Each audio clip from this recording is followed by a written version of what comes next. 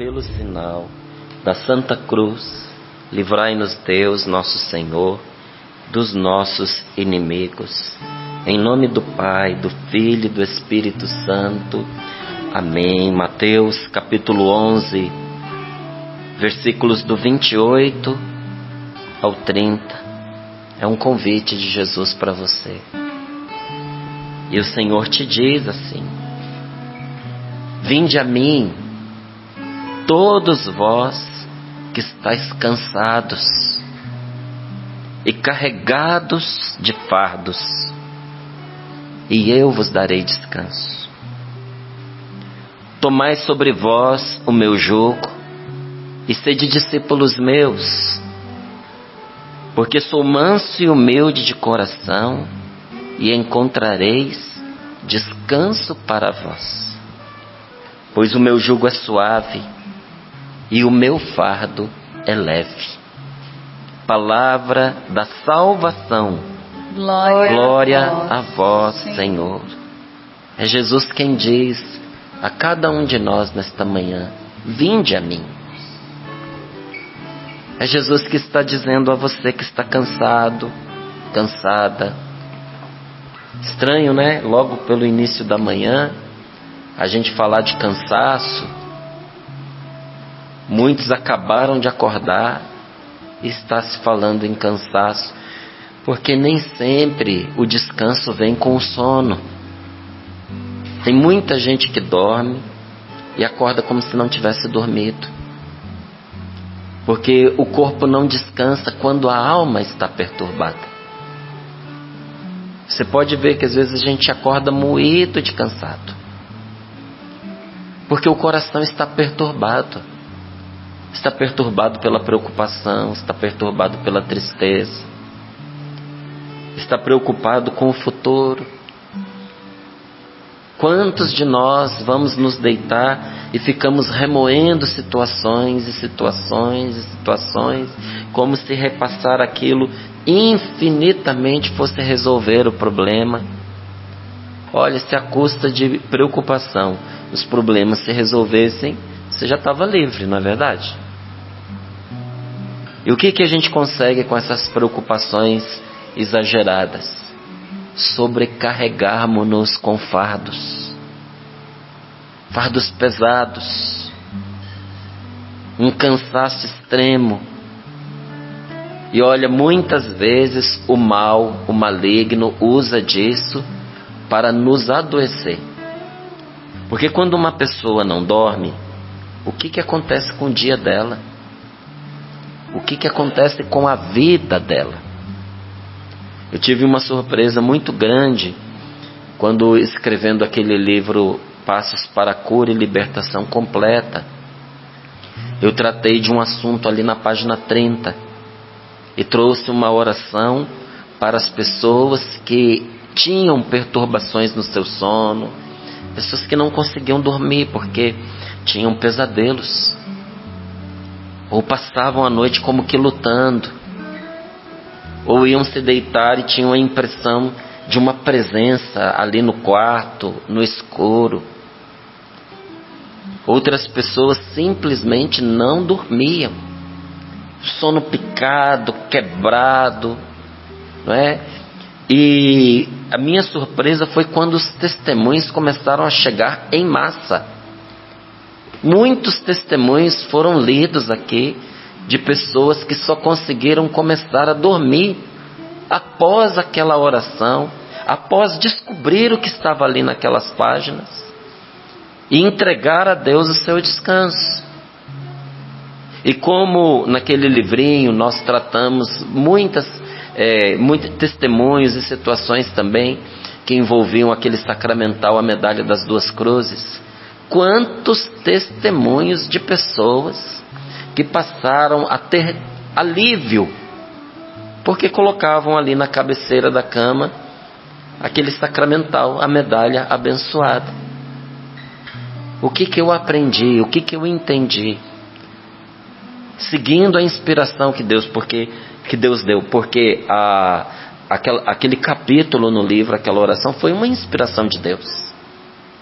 como aquele sacramental também foi uma inspiração que Deus nos deu, para que o bem do Senhor Jesus pudesse chegar a tantas pessoas. Eu entendi, gente, e estou contando para você, que há muitos de nós que não dormimos bem, porque estamos oprimidos espiritualmente em nosso sono. E Jesus está nos dizendo nesta manhã: traga os teus fardos a mim, vinde a mim. Senhor, estou cansado dessa vida, estou cansado dessas pessoas, estou cansado desta casa, estou cansado desta rotina, estou cansado de tantas tentativas frustradas, estou cansado de ver a minha vida passando e as coisas não se realizando. E Jesus está dizendo a você: vinde a mim. Porque nós ficamos igual uma barata tonta, batendo de parede em parede, indo a quem não tem a resposta para nós, buscando solução onde ela não existe, porque não acreditamos, não confiamos naquele que diz: traz a mim, vem a mim, eu tenho o descanso para você, eu tenho o alívio para você. Vinde a mim, vós todos que estáis cansados. É você esta pessoa? Por que você não atende o convite de Jesus, de você ir até Ele? É você quem está se sentindo esmagado debaixo de tantos fardos, responsabilidades, dívidas, problemas financeiros que vão se acumulando, situações conjugais delicadíssimas, que às vezes você olha para o seu casamento, ele está num impasse, está por um fio de acabar, e você olha para você e não se sente em condições de atender o que a sua esposa está te pedindo, e você olha para o seu marido e não se vê em condições de corresponder às necessidades que ele tem para que o casamento de vocês ganhe um rumo. Não é porque muitas vezes a gente põe nas costas do outro a responsabilidade do relacionamento não estar indo bem, mas muitas vezes não está indo bem por causa da gente, e não é porque a gente não queira mudar.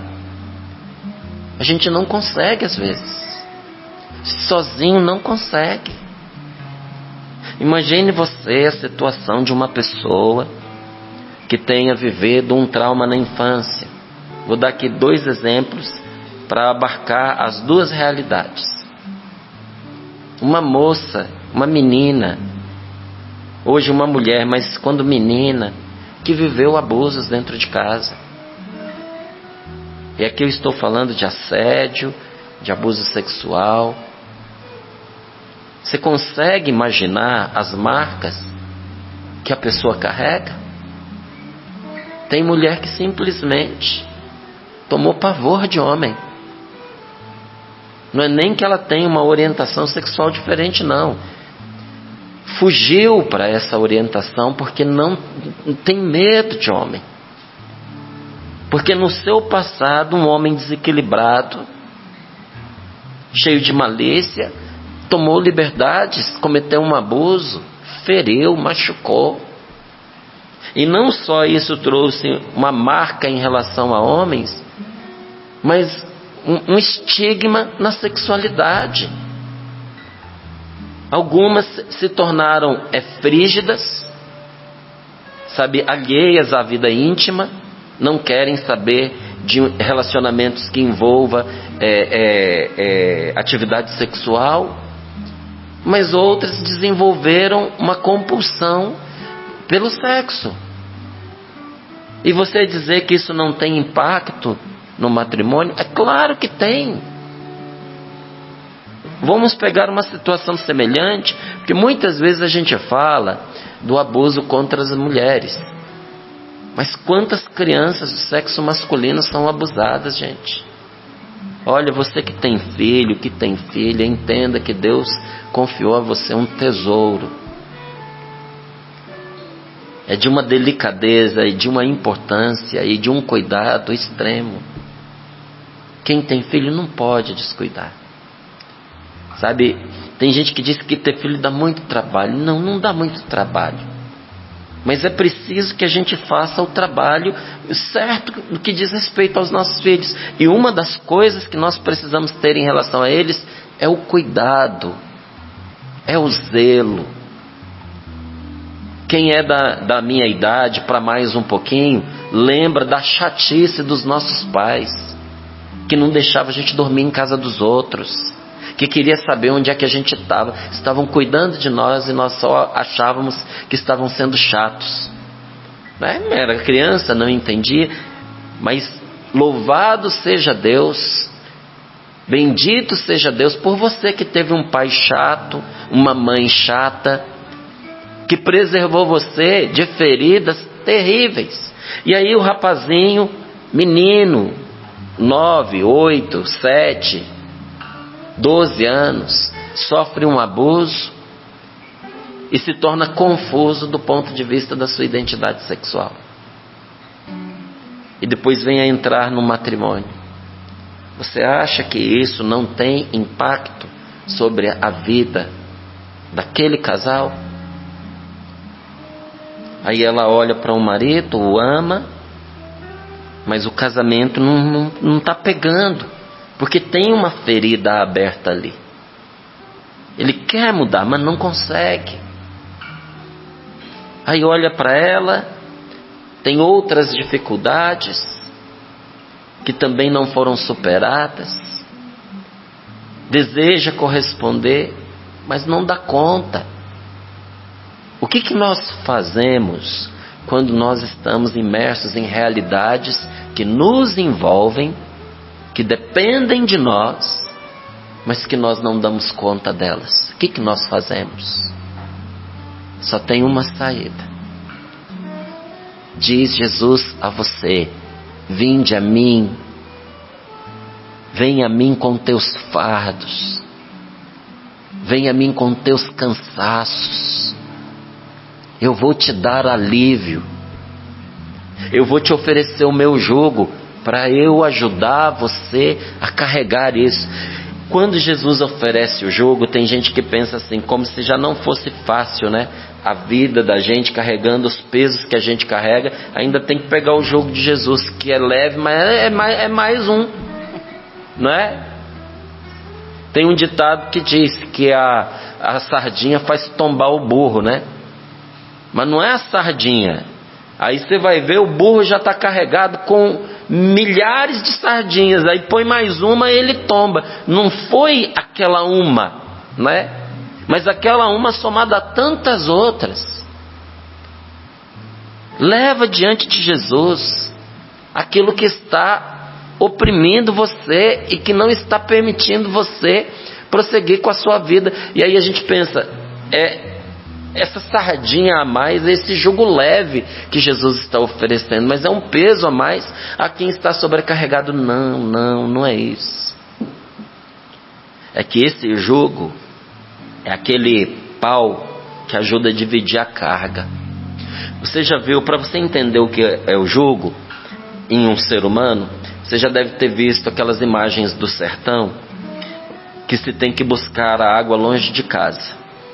E muitas vezes, para poder trazer mais de um balde, o que aquele sertanejo faz? Coloca um pau nas costas, como um cabo de vassoura, amarra uma corda de um lado, uma corda do outro, põe um balde de cá, um balde de lá, e assim leva 2 baldes apoiados nas costas, não nos braços, porque cansa.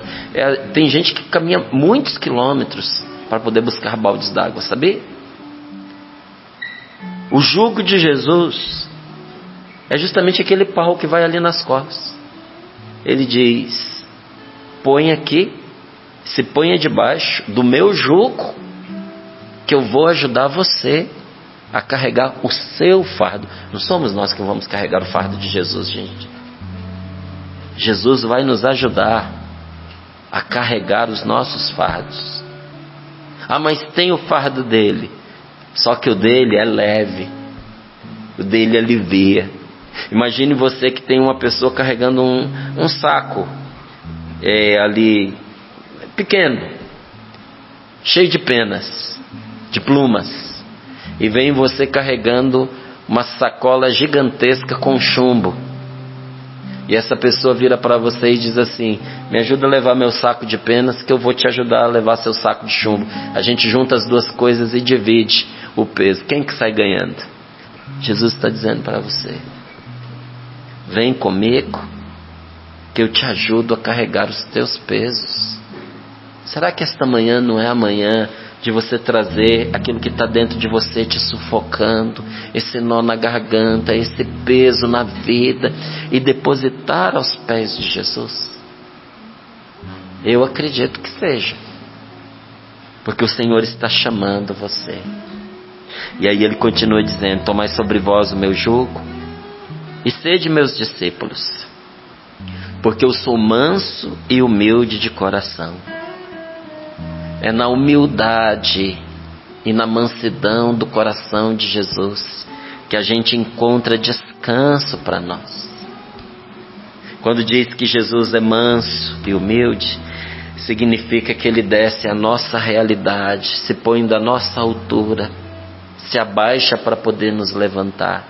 Quando diz que Jesus é manso, é que o Senhor se deixa tocar por nós. Você tem um amigo disposto a te ajudar em todas as situações da sua vida, sem exceção. Um amigo que não falha, um amigo que não trai. Abra as portas para esse amigo, que é Jesus. E aqui na página 100, diz bem assim, olha: o Senhor promete, o título desse dia de hoje, que eu recomendo a você, vou até colocar o livro aqui em pé, para que você que está acompanhando possa conhecê-lo e tê-lo, porque ele não vai ser um companheiro para você para esses dias, será um companheiro para a sua vida. O que está aqui é ensinamento para a vida. Se você aprender as coisas que estão neste livro, num único livro, isso vai te ajudar demais em quase todas as realidades da sua vida. Então eu lhe digo, vale muito, muito a pena você não só saber, eu sei o que tem ali. Não, mas você devorar essas páginas, deixar que entre em você, que faça parte da sua vida, que se torne como o sangue correndo nas suas veias. E olha o que diz esse capítulo de hoje: aprenda a repousar em Deus. Aprenda a encontrar descanso no meio da tempestade, no olho do furacão, onde as lutas são mais violentas. Aprenda a encontrar repouso, porque desgastado, cansado, você não vai conseguir fazer o que você precisa, nem se proteger, nem proteger os que você gosta. Moído de cansado, você não vai conseguir nem manifestar o amor que você tem pelas pessoas que você tanto quer o bem. Então aprenda a repousar em Deus. E diz assim: o Senhor promete alívio e descanso para quem tem intimidade com Ele. O Senhor promete alívio e descanso para quem entra na intimidade dEle, para quem entra na presença do Deus vivo. Para ter alívio é preciso se achegar a Jesus, ter um relacionamento com Ele, e isso só é possível pela oração. A oração é o coração se movendo em direção a Deus. Olha que importante isso. Você já tinha pensado na oração dessa forma? A oração é o coração se movendo em direção a Deus. É o voltar-se de toda a alma para o Senhor.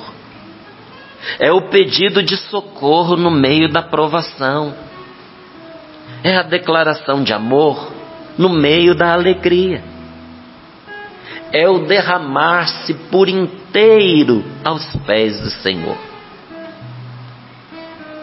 por meio da oração, se abre a porta para subirmos a Deus ou para pedirmos todo o bem de que precisamos. O que a oração faz? Ela abre a porta para nós subirmos em direção a Deus, ou para pedirmos todo o bem de que precisamos. E há um lugar espiritual de onde nós devemos orar, sabia? Você sabia disso? Que existe um lugar espiritual de onde nós devemos orar? Diz a palavra de Deus que não é do alto dos montes, e sim das profundezas de um coração humilde e arrependido. Qual é o lugar espiritual, Márcio? De onde nós devemos orar? Qual é aquele quarto que Jesus diz, quando fores orar, entra no teu quarto e fecha a porta e ora ao teu Pai em segredo? Existe esse quarto espiritual que a gente entra e fecha a porta e fica na intimidade de Deus? Existe. Qual é este lugar? As profundezas de um coração humilde e arrependido. Salmo 129 diz assim, olha: do fundo do abismo clamo a vós, Senhor. Senhor, ouvi a minha oração. Mas que abismo é esse? Nos próprios Salmos vem a resposta. Olha aqui, ó, no Salmo 50. Um espírito contrito, um coração arrependido e humilhado, ó Deus, que não há vez de desprezar. Deus levanta quem se humilha. Quem se põe na presença de Deus como um necessitado, é por Ele atendido. Porque que tantas e tantas vezes nós andamos aí por esse mundo como desprovidos, como abandonados, como uns sem ninguém, até como uns sem Deus, porque nós não recorremos ao Senhor nas nossas necessidades. Nós não nos colocamos aos pés daquele que pode nos levantar. É interessante, né? Espiritualmente, a gente se levanta quando cai de joelhos. Então o primeiro passo para a gente se levantar é se ajoelhar, mas não em qualquer lugar, aos pés de Jesus, nosso Senhor. Deus levanta quem se humilha. Reconhecer as próprias limitações é condição indispensável para rezar bem, pois não sabemos o que pedir, nem sequer como pedir. Então somente quem reconhece essa fraqueza se torna capaz de receber a graça de orar como convém. Sim, até para rezar a gente precisa da ajuda de Deus. Até para rezar precisamos da ajuda divina. Precisamos. Eu e você, sem a graça de Deus, nem rezar a gente consegue. E quer a prova disso? Olha a nossa vida, olha para você, eu olho para mim. Vamos olhar para cada um de nós. Se fosse uma coisa assim tão avulsa, simples, dependesse de Deus, ninguém tinha dificuldade de rezar. Por que nós temos dificuldade de rezar? Por duas razões. Primeira, o diabo sabe o que você ignora. Você desconfia que possa haver poder na oração.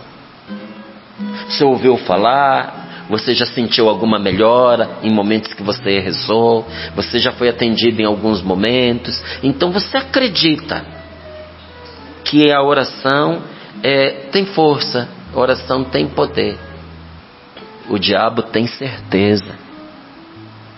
A gente desconfia porque se nós soubéssemos do poder da oração, não haveria nesse mundo alguém que nos impedisse no nosso momento de rezar. Não, a gente ia cercar de arame farpado aquele momento. Aqui ninguém toca, essa hora é minha e de Deus, ninguém tira isso de mim. Mas é assim que a gente faz. E por que a gente não faz? Porque nós relativizamos o poder da oração. O demônio não, ele não relativiza. Por isso, todo momento que você se prepara para rezar, ele ataca com todas as forças, porque ele sabe que se você rezar, você está perdido para ele. Ele perdeu você.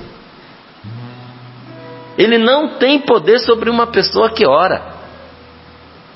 Não tem, ele sabe disso. Quem que não sabe? Você não sabe, eu não sei, a gente acha que sabe, mas se a gente soubesse, não só aqui com a cabeça, mas com o mais profundo da nossa alma, nós não abdicaríamos desse momento por nada desse mundo. Então essa é a primeira razão pela qual é difícil rezar. Segunda, porque nós queremos muitas vezes orar com as nossas próprias capacidades, com as nossas próprias forças, sem entendermos que nós precisamos da ajuda de Deus. Você precisa da graça de Deus para rezar. Então, diz um santo, somos todos mendigos de Deus.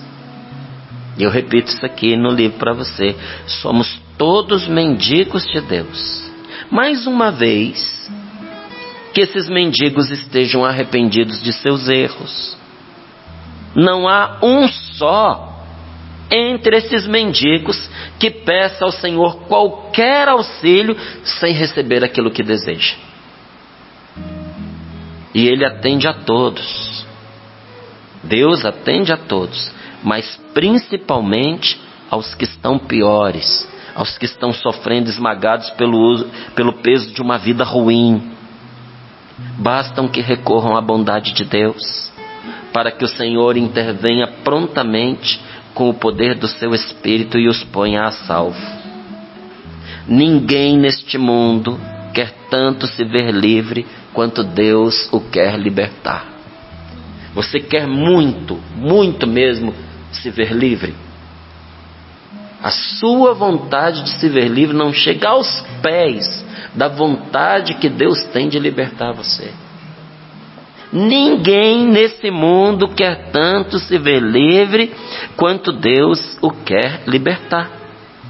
Qualquer pessoa que queira muito ser perdoada, é o seu caso? Você quer de verdade o perdão de Deus? Então escuta isso aqui. Qualquer pessoa que queira muito ser perdoada, verá que o seu desejo é pequeno se comparado a quanto Deus quer perdoá-la. Por isso, quando é a Deus que você o pede, não há bem que você não consiga.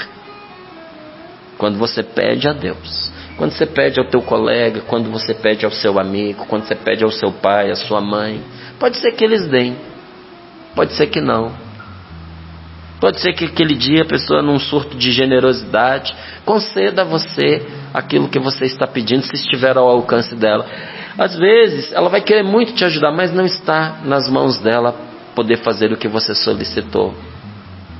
Mas quando é a Deus que você pede, não há bem que você não consiga, ainda que você esteja no momento mais desprezível da sua vida, ainda que você esteja em situação de pecado, nada lhe será negado se você confiar e insistir em rezar. Você está gostando do que você está aprendendo? Porque isso é coisa que a gente aprende. Uma coisa que eu também tenho aprendido é que a gente não pode dar a oração por suposta. Como assim? Eu suponho que eu já sei rezar. Quando uma pessoa ela acha que já sabe, é quando ela não sabe. Porque se alguém diz, eu domino os mistérios da oração, eu sei o que é a oração, meu filho, você não entendeu nada. Porque enquanto nós vivermos, nós não descobriremos todos os tesouros que estão guardados na oração, e a gente precisa redescobri-los sempre de novo, de novo, de novo. Então, se você está gostando disso que você está ouvindo, está fazendo bem para você, eu aconselho a você a continuar depois esta leitura, porque tem 1,5 páginas aqui, com maravilhosos tesouros para você desfrutar. E no finalzinho ali, na página 103, tem uma oração espetacular de Santo Antônio Maria Claret. Muitas pessoas a quem eu falava desta oração sempre pediam para indicar onde eu encontro. Você gostaria de que alguém que fosse um mestre da espiritualidade, um homem de grande santidade, você gostaria que um grande santo se ajoelhasse ao seu lado diante de Jesus para te ajudar a rezar? Você gostaria, por exemplo, de num momento de oração ter tido a graça de um Padre Pio se ajoelhar ali ao seu lado diante de Jesus e te ensinar o que pedir e como pedir? Essa oração aqui, página 103. Te ensina o que falar, o que pedir, como você orar por você, como você orar pelos seus. Ensina como você pedir pela sua saúde. Ensina como você pedir pelos seus trabalhos, pelos seus estudos. Mas todas essas coisas, todas elas, que hoje seja para nós uma grande oportunidade de oração. E o propósito de hoje tem tudo a ver com o que a gente viveu no Sorrindo para a Vida desde o início. Qual é o propósito para nós nesse dia de hoje, na Quaresma, indicado aqui na direção espiritual que está no livro Na Presença do Deus Vivo? O dia de hoje, a nossa tarefa vai ser escolher alguém que está triste para a gente animar essa pessoa. Como é que é, Márcio? Hoje, o que Deus está pedindo a você, por meio dessa direção espiritual, que você seja a presença dele para alguém que está triste, para você animar essa pessoa, animar alguém que está esmorecendo, que está desanimando, que está se entristecendo. Vamos fechar os seus olhos, os nossos olhos um pouquinho e dizer: Senhor, dá-me a graça de viver bem o que eu ouvi nesta manhã. Senhor, esta palavra é para mim. O Senhor me chamou à tua presença, com os meus cansaços, com os meus fardos, com as minhas preocupações, com os meus medos. Senhor, minha história foi contada aí, os meus traumas, as lembranças doídas que eu trago dentro de mim. Meu coração ainda sangra, Senhor. E hoje eu ouvi que tudo que o Senhor está esperando é que eu leve as minhas feridas aos teus pés, o meu cansaço à tua presença, os fardos que estão me esmagando. E eu não sei muito bem como fazer isso, mas eu estou aqui, Jesus. Do jeito que eu sei fazer, eu estou aqui na tua presença e eu quero te entregar isso que está pesando tanto dentro de mim. Espírito Santo de Deus, me ensina a entregar os meus fardos a Jesus. E vai falando para Deus. Conversa com Jesus agora, mesmo entre lágrimas. Conversa com o Senhor. Diz o que está extenuando você. Conta para Ele o que está tão pesado. Conta para Jesus. É diferente de reclamar. Uma coisa é reclamar da vida, outra coisa é você dizer para Jesus: Senhor, eu não aguento mais isso, eu não estou dando conta, socorro, vem depressa me ajudar. Seja sincera, põe sua alma para fora, e antes de terminar essa oração, você estará com uma força que você não imaginava, porque o Senhor está junto de você agora para te atender.